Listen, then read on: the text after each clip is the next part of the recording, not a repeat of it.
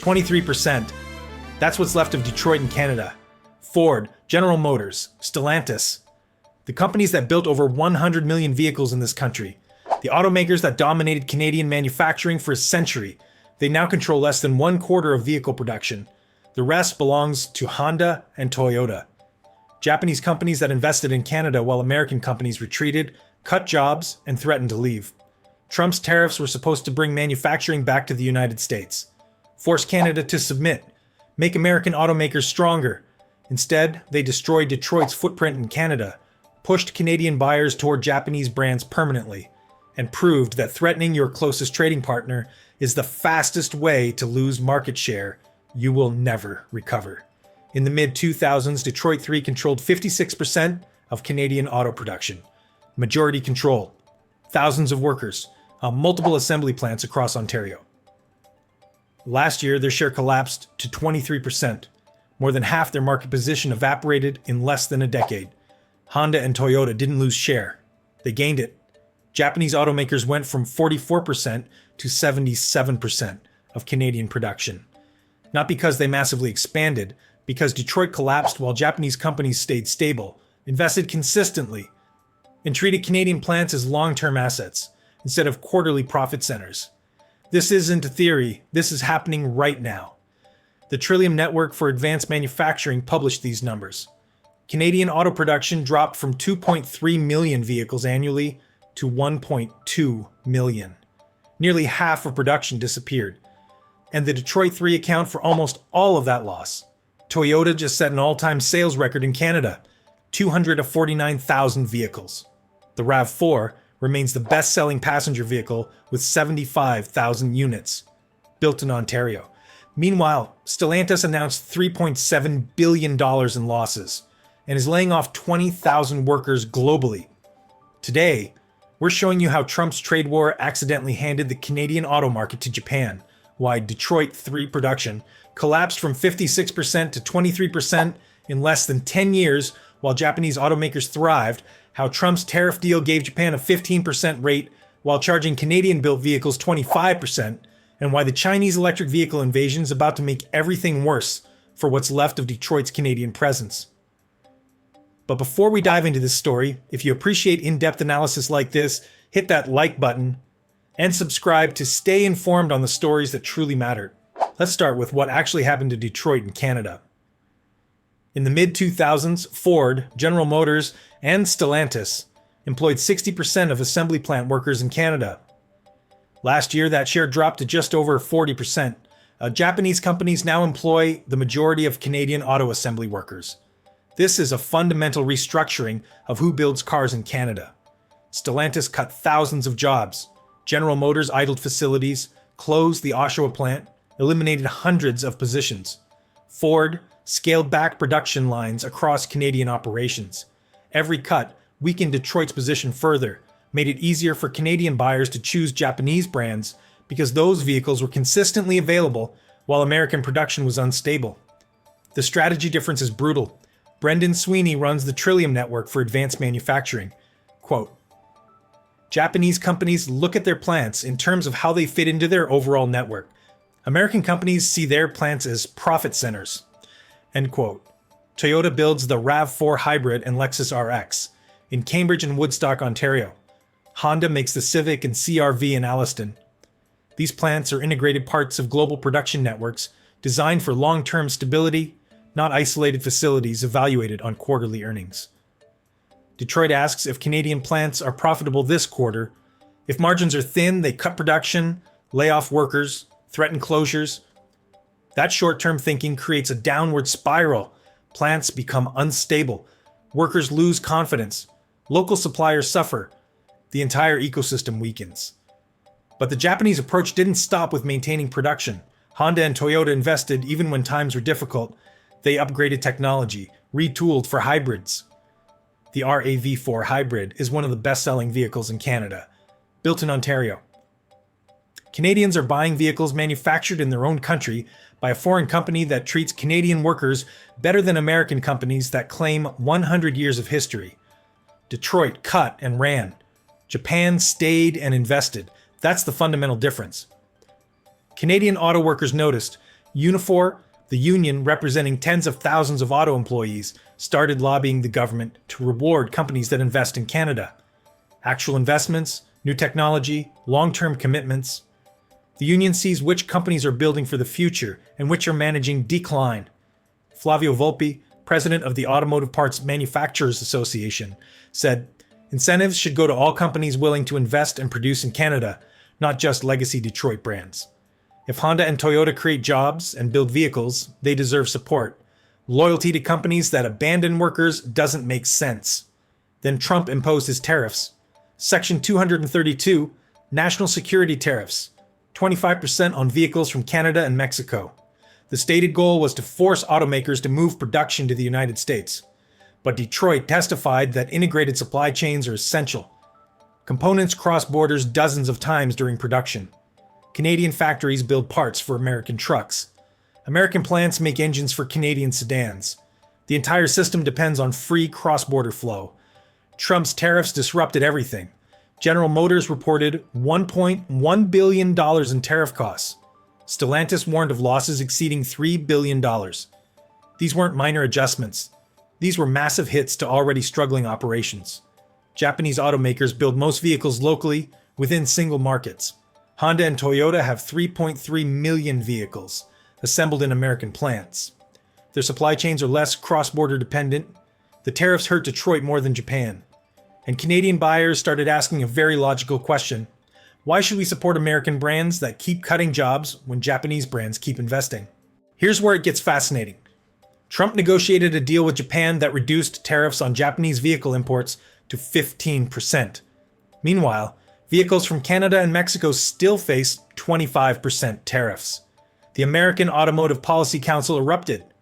Matt Blunt said, quote, "Any deal that charges lower tariffs for Japanese imports with virtually no United States content than North American-built vehicles with high United States content is a bad deal."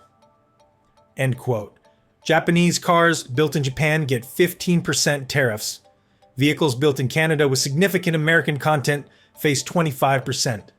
The United Auto Workers said American workers are being left behind. Warren Brown, former General Motors executive, said the deal put all vehicles produced in Canada by Detroit 3 at a disadvantage. That's not America first, that's Japan first. Those tariff policies have to hurt Detroit's Canadian operations, which forces higher costs for vehicles built in Canada, which makes Canadian plants less competitive versus Japanese imports. So Detroit has to choose between absorbing losses or cutting Canadian production. And cutting production is what they always do. The companies borrowing billions to survive tariff disruptions will not invest in Canadian facilities they're already considering closing. And the captive market that used to default to American brands is now actively shopping alternatives. So Canadian buyers are shifting to Japanese vehicles at accelerating rates, which makes Canadian Detroit plants even less profitable, which creates more pressure to cut production, which makes the remaining buyers even less likely to choose American brands because availability and model selection decrease. That makes exporting from Canadian plants pointless, even if tariffs disappear tomorrow. Here's the strategic mistake Trump made. He assumed Canadian buyers would remain loyal to American brands, regardless of how those companies treated Canadian workers. He was wrong. Consumer sentiment shifted. American brands now carry political baggage in Canada. Every Trump insult, every tariff threat, every trade war escalation, every time he called Canada a national security threat or suggested it should become the 51st state, Canadian buyers remembered. And they chose alternatives. Not out of spite, out of logic. Why support companies from a country whose president keeps threatening your economy? This creates a fascinating dynamic.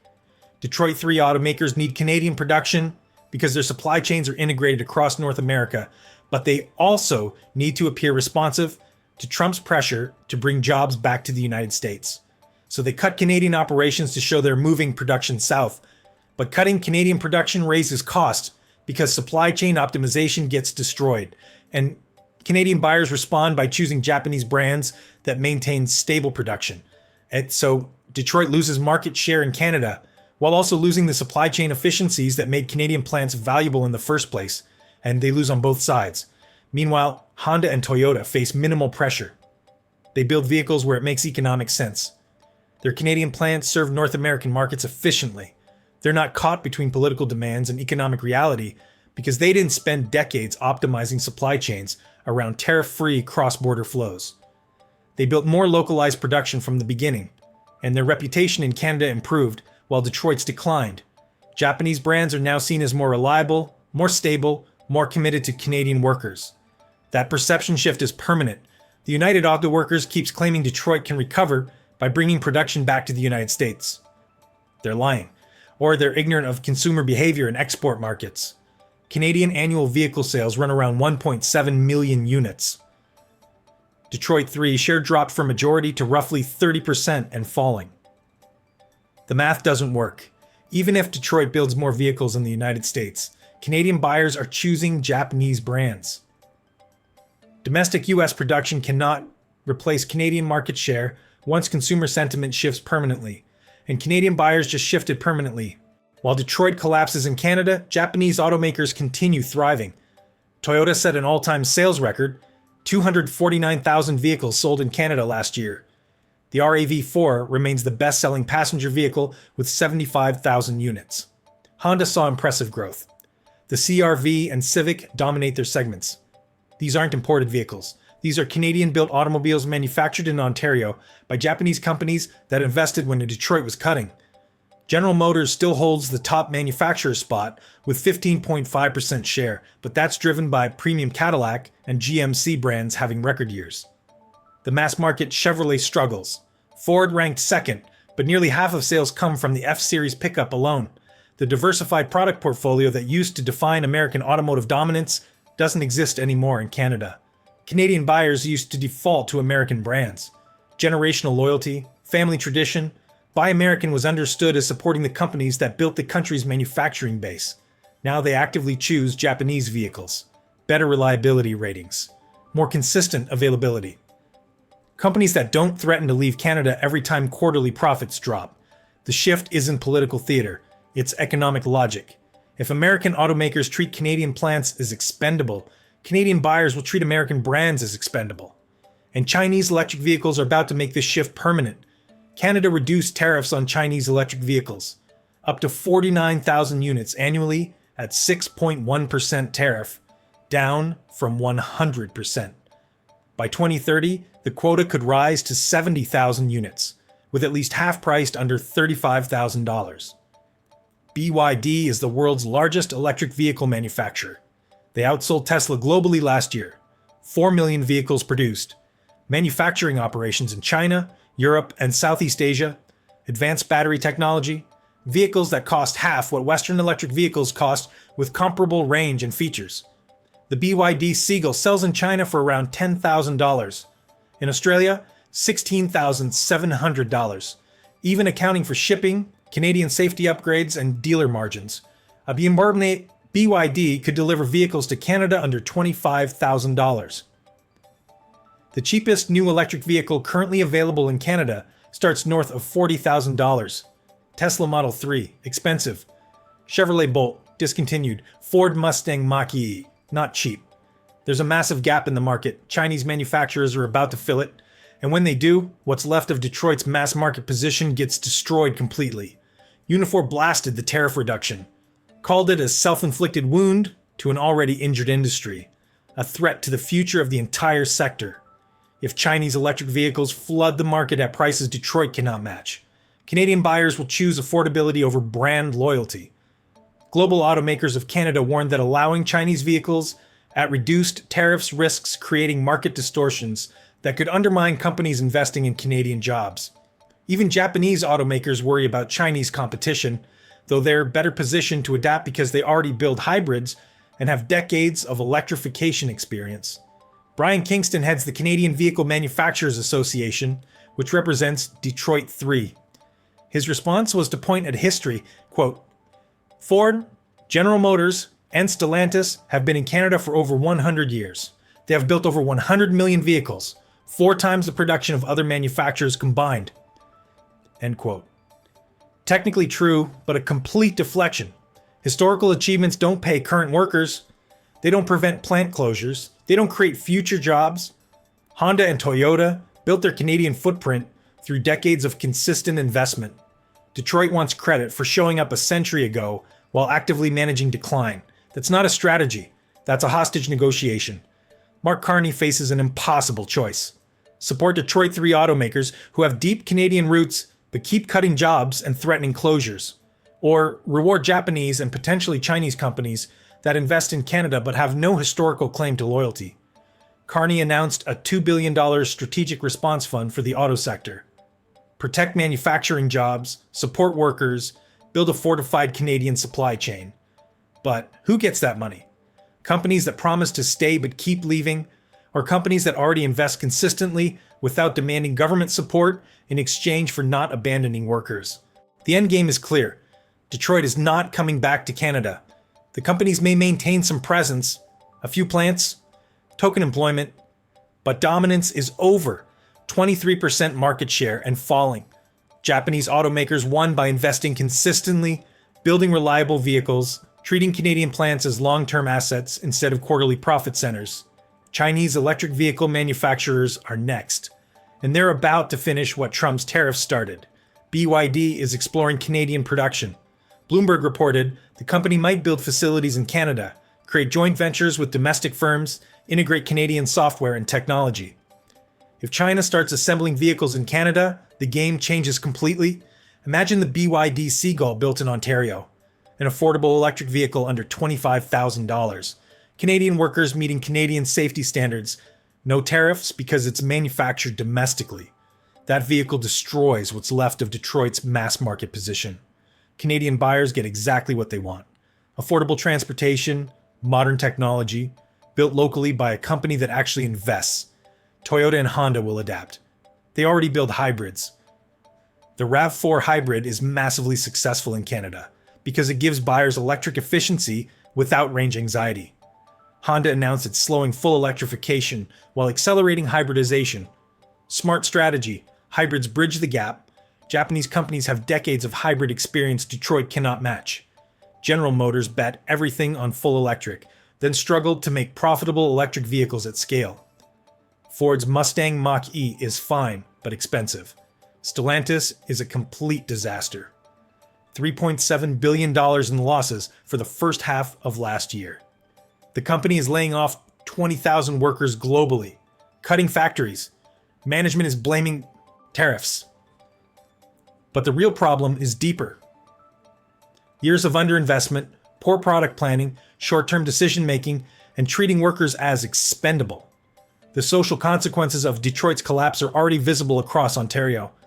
Communities that built identities around automotive manufacturing now face uncertain futures.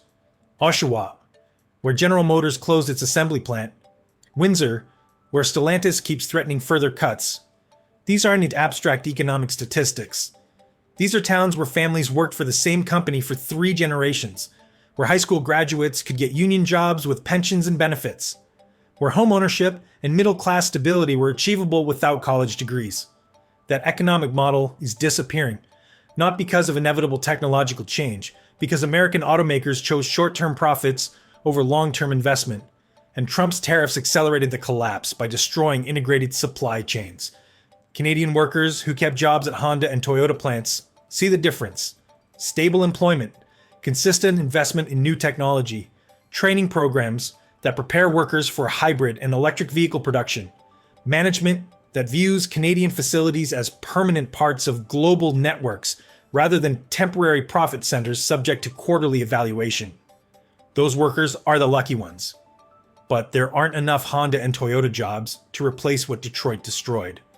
The total Canadian auto workforce shrank as production dropped from 2.3 million vehicles to 1.2 million. That's not just factory workers. That's suppliers, logistics companies, tool and die shops, engineering firms. An entire ecosystem contracted because American companies managed to decline while blaming everyone except their own leadership. Mark Carney announced a comprehensive automotive strategy. 5 months later, the $2 billion fund has no clear implementation. Unifor President Lana Payne raised the commitment with the finance minister, asked for details. The original plan was getting more Canadian-made components into vehicles assembled in Canada, but Trump's tariffs complicated everything. Canadian-made parts shipped to United States plants aren't tariffed if compliant with the existing trade agreement. Parts makers have easier times with United States orders than Canadian ones. Incentivizing parts to stay in Canada might hurt manufacturers who depend on American volume. The goals conflict. The strategy is stuck. Trump thought tariffs would force Canada to submit, bring manufacturing back to the United States, make American automakers stronger. He was catastrophically wrong on every count. Canadian buyers don't respond to threats by buying more American products. They respond by choosing alternatives: Japanese vehicles, Korean vehicles, soon Chinese electric vehicles. Anything except brands from a country whose president keeps insulting Canada's prime minister and threatening Canada's economy. Detroit. 3 automakers don't gain strength from trade wars. They lose it. Their supply chains depended on free trade. Their factories in Canada and Mexico served integrated North American markets. Tariffs broke that integration, forced expensive restructuring, destroyed decades of supply chain optimization. Trump handed the Canadian auto market to Japan, and he's about to hand what's left to China. The 3 companies that built 100 million vehicles in Canada are managing their own decline, and every threat Trump makes against Canada accelerates that decline. Canadian buyers shifted away from American brands. That shift is permanent. Consumer trust, once lost, doesn't return because a politician stops tweeting insults. Detroit had a century to prove it valued Canadian workers and Canadian manufacturing. The companies chose quarterly profits over long-term investment, chose to threaten and lobby rather than innovate and compete. Now they're paying the price. 23% market share, losing workers to Japanese competitors, facing an electric vehicle invasion from China they cannot counter. Trump's threats were supposed to make America great again. Instead, they destroyed American automotive dominance in Canada permanently. Canada wins long-term strategic independence. Detroit loses irreplaceable market share. And Trump built the collapse himself.